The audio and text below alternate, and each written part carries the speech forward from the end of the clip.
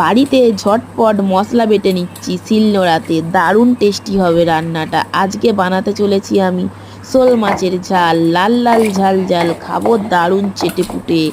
আজকে খুব মজা হতে চলেছে, রান্নাটা খুব জমে যাবে। যেহেতু আমি শিলনোড়ায় মশলাটা করছি, আর কোনো কথাই হবে না। বাজারের পেস্ট তো একদমই ভালো হয় না।